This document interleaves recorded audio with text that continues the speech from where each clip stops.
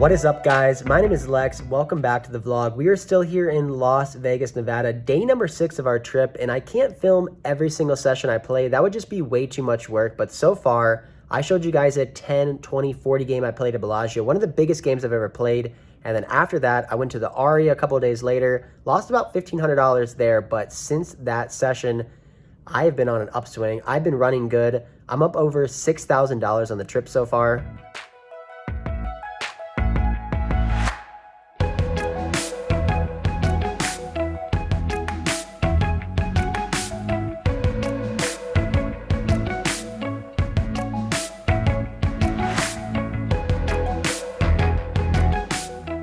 So with about 7 to 8 days left in our trip, hopefully we can keep running good and making some money. But I wanted to mention one thing that happened to me yesterday. So I went into Bellagio to play 5, 10, and 10, 20 session. And when I went in there, I saw the GOAT, the myth, the man, the legend, the biggest poker vlogger out right now, Brad Owen.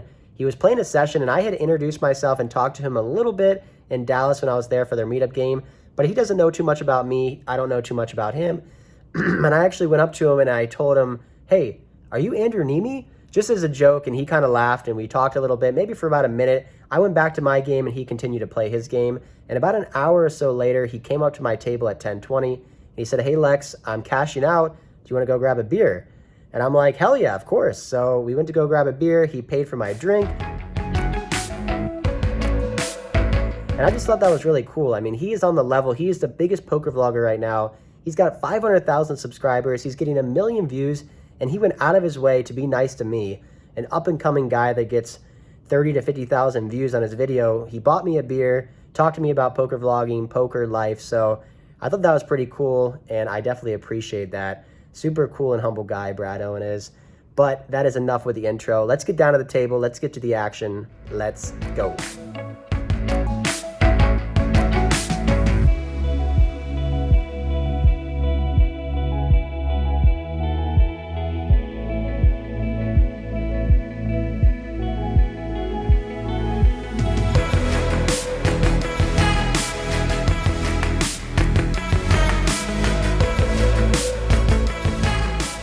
I hope you guys are ready for some deep stack poker, buying in for $10,000 at the Wynn. First hand, we're going to go over here. I have pocket threes on the button. I make a raise to $30. Only the small blind makes the call. Heads up to ace, queen, deuce. My opponent checks to me. I put out a $30 bet. My opponent looks back at his cards and decides to release him back to the dealer. So we end up taking down our first pot here at the Wynn, playing 5-10. A couple hands later here, I get 2 cards that identify as he/him. Pocket kings, raise it up from middle position to $30. The same player from last hand makes the call. He seems to be the spot at the table, playing a lot of hands. Going to the flop, heads up of king, jack, 7, 2 clubs. Sometimes I would be checking top set, but not on this board and not against this opponent. I put out a bet. I make it $40, trying to get value from any hand my opponent has, maybe a jack, a 7, a flush draw, straight draw, but he decides to fold.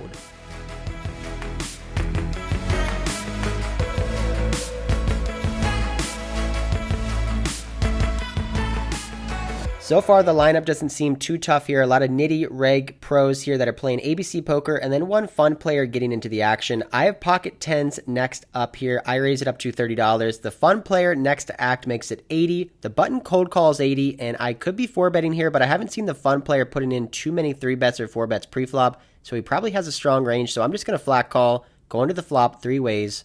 8, 8, 10, I decide to check my overpair, and now the action player puts out a C-bet. He makes it $160. The button pretty quickly folds, and I have a pretty standard call here. My opponent only has about $600 left in his stack, so we're probably going to have to go at this one, go into the turn, which is another deuce. Double pairs the board, I check, and he instantly checks back. The river is another 8, so now we make a full house, 8s full of 10s. I'm pretty confident with my hand now. I think my opponent would be betting an overpair on that turn almost 100% of the time. So I put out a value bet. I make it $210. The action is now over to him. He thinks for about 5 seconds and puts in the call. I show pocket tens and they are good. He ends up telling me later he had pocket nines. So we end up scooping a decent pot here with pocket tens. This session is only the second time I've ever bought in this deep. $10,000, over 1,000 big blinds deep at the 5-10 game. Moving on to the next hand where we're in the big blind. The button opens to 30 and we look down at pocket aces. Not too much strategy talk in this one. We're going to be raising it up. We make it $120. My opponent on the button decides to call.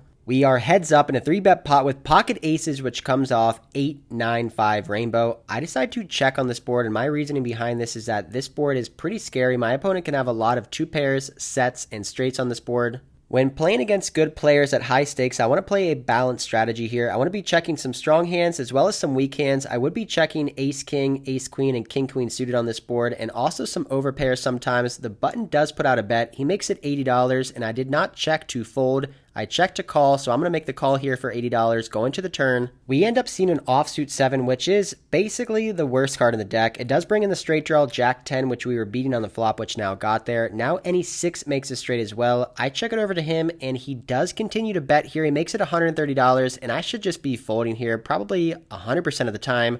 But I get stubborn and I make the call for 130. Not really sure what we're looking for on the river, but a 10 is not it. Now a jack makes a straight as well. Can bring in some 2-pair hands, so I decide to check. My opponent thinks for a while, probably 30 to 45 seconds, and checks back. I show pocket aces for 1 pair. My opponent shows pocket 8s for a flop set. The only good news is in a 3-bet pot, when a guy flops a set on us, we probably lost a minimum given the board run out, so I will take it. After 2 hours of play, up and down, losing and winning, our stack is around $10,300 now. Moving along about 30 minutes later, we look down at pocket jimmies on the button. I end up raising it up to $30 here. Small blind folds, and the big blind is one of my friends from Florida who's out here for the World Series. He says he's going to give me action for the vlog, so he ends up making the call. Heads up to a flop of 8-8-9 with 2 spades. The action now goes as follows. He checks, I bet, he folds, I win. The dealer must like us because she gives us pocket jacks again. This time in the small blind, there's an under the gun open to 30. A very tight conservative player makes it 100 from middle position. I decide to just flat call this 3-bet. I want to be playing post flop with both of these players, and the under the gun player makes the call as well. We don't really want to be flat calling 3-bets out of position too often, but given the fact that there was an under the gun raise and a tight player made the 3-bet, I am super deep with both of these opponents, probably $5,000 or $6,000 effective. So I just make the call. We're going 3 ways to 6-3 deuce rainbow. When I check it over to the initial raiser, he decides to lead out. He leads out for $170. This is a pretty strong play. However, the hijack player does snap fold, which makes my life a little bit easier. If the hijack player called here, I don't know what I would do with pocket jacks, but I'm pretty sure the under the gun player just has a 1-pair hand, possibly an overpair like pocket 8s, 9s, and 10s. I'm just going to set the trap here with my pocket jacks. I don't really want to be bloating this pot up huge, out of position, super deep with this opponent. Going to the turn, heads up now, which is another 6. I don't think this particular player is going to be opening up under the gun in a 9-handed lineup with any 6x holdings. Like I said before, I think he has an overpair to the board, but not bigger than my pair. So I check it over to him, hoping that he puts out another bet and I could possibly put in a value check raise, but he does check behind. Going to the last card here, which is a 4. So it does bring a 1-liner straight to a 5. On this run out, I'm going to elect to do a bet fold strategy, meaning I'm going to lead out here on the river, and if I get raised, I can just fold my pocket jacks. I'm really trying to target those overpair hands like 8s, 9s, or 10s, so I put out a bet. I make it $410, and my opponent does not look happy. He looks pretty disgusted with the run out.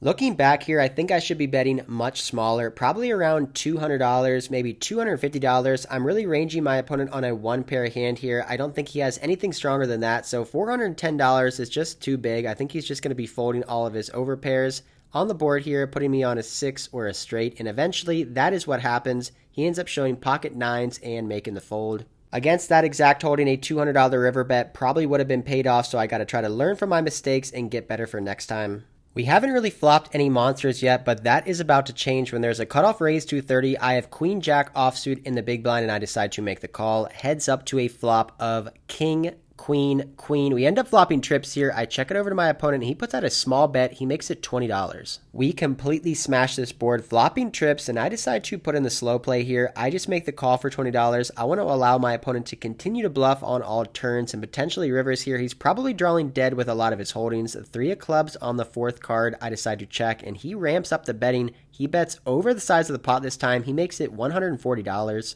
This is a pretty interesting spot, given the fact that I am going to be playing up against opponents that will barrel off on boards that will connect to their range pretty hard. He probably doesn't think I have many strong King X hands, and he's probably thinking it's less likely I have a Queen X hand, given the fact that there is 2 on the board. So if I make the call here, he could put in a massive river bluff of $500 or $600. So I decide to continue to slow play against this big over pot size bet. I just make the call. Going to the final card here, which is the 9 of clubs. Not the best card. It brings in the backdoor flush as well as king 10 for an open-ended straight. I decide to check it over to him, and he snap checks back. I show queen jack for trips, and they are going to be good. We end up taking down almost a $400 pot here in the big blind, flopping trips. The table has changed now. A couple more recreational players have sat down, which made the game much better. There's a raise to 30. I 3-bet king, queen to 120. He makes a call. We see a board of king, king, 4. We end up flopping trips. My opponent checks to me. I put out a $100 bet, and he makes a call. The turn card is a deuce, and my opponent checks it over to me, and I'm going to be ramping up the sizing now. I make it $320. My opponent matches my wager. He puts in 3 black chips and 2 blue chips, going to the river, which is an offsuit 6. What a beautiful run out for my hand. I don't expect my opponent to have ace king. I think he'd be putting in a 4-bet pre-flop. So when he checks it over to me, I'm going to try to get value from all of his pocket pairs, like maybe 8s, 9s, 10s, or jacks. Possibly king x hands that are worse than mine. Maybe he has king jack or king 10. I just saw him make a huge river call with ace high earlier. I tank for a little bit of time and settle on a bet of $1,120. A pretty big bet here on the river using one of those yellow $1,000 chips, which is always nice. My opponent thinks for a little bit of time and decides to muck his cards, gives them back to the dealer, so we end up taking down this pot. So far after this hand, we end up running a little cold, losing about $400 or $500, moving into the last 2 hands of the night. We are in the under the gun position. Raise it up to $30 with pocket jacks again, our 3rd time of the session getting this hand. There's a recreational player who makes it $120. I don't know anything about her, so I just make the call. We're heads up to a flop of 10, 7, 7, 2 hearts. We flop an overpair. I check, she bets $120, and I call. My plan is to most likely call down. Depending on the run out, we end up seeing an interesting turn card of another 10, so the board is double paired now. I decide to check it over to her, play and flow, and she checks back. The river card is the king of hearts, bringing in the front door flush and giving ace king top pair. I check, and she instantly checks back. I show pocket jacks, and she shows pocket queens. Pretty big cooler there, jacks versus queens in a 3-bet pot on a 10-high board, but these runouts are saving us today. We are losing the minimum. Last hand of the night, and wouldn't you know, when we look down at pocket jacks again for the 4th time of this session, raise it up to $30 on the button, and now my friend from Florida makes it $130, and he can have a wide range of hands that he's 3-betting here. He can have some ace-high hands, some overcards, or some worse pairs than mine, so button versus small blind against this particular player, who is definitely capable of putting in some 3-bet bluffs. I think a 4-bet is necessary. We have to figure out what sizing we should go here, and I decide to go about 2.5x. I make it $350. My opponent has about $2,000 left in his stack. He thinks for a little bit of time and decides to fold. Tell me he had 2 face cards. I show him pocket jacks, and he shakes his head, and we end up taking down the last pot of the night here. We end up racking up our chips, heading to the cage, and cashing out for the night.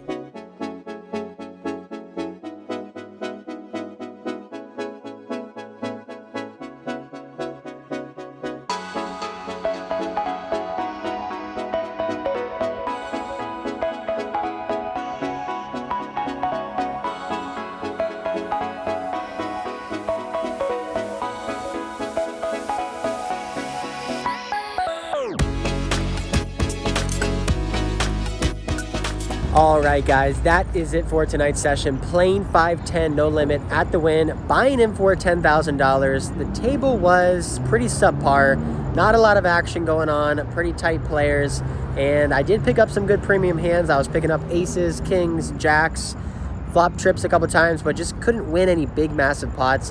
I feel like I played pretty well, didn't get out of line, didn't make any huge bad river call downs, so I will take that. Ended up in the game for $10,000. Cashing out for $10,805 for a profit of $805. So I will take it. About a week here into our Vegas trip, and we're running pretty good, up over $7,000. Hopefully we can keep it going for the next week. And I feel like I'm playing pretty well too, trying to game select well. If the game is bad, I get out of there. Hope you guys enjoyed this video. If you did, hit that like and subscribe button. New videos just like this coming out every single week. And until next time, I'll see you.